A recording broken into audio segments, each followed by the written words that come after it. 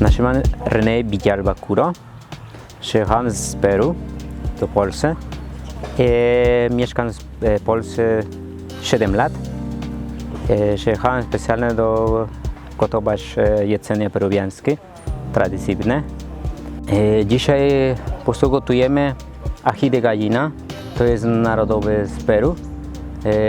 Kurczak z sos żółty, papryka, trochę cebula, trochę czosnek, trochę orzechy i tam dajemy troszeczkę kurkuma i no to smażymy i potem miksujemy na blender z chleb i robimy pastę.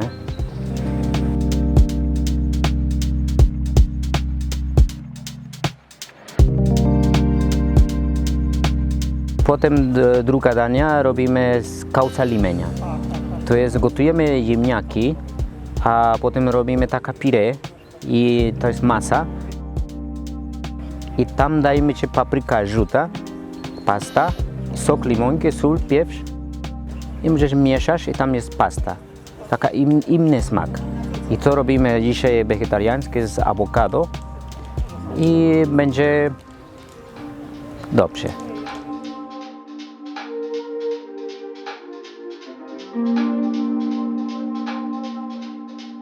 Może być wszystko, brakuje dla mnie gotować. Taka inne dania, nie? To są tylko produkty nie ma do Polski i dlatego nie możesz robić wszystko. Nie? I lubię gotować taka podobnie gulasz. Też są peruwiańskie, ale polskie to bardzo podobnie. Tylko jest papryka inne, tyle. No. Do hiszpańskiego smacznego jest buen provecho. Y hasta la vista. Muchas gracias.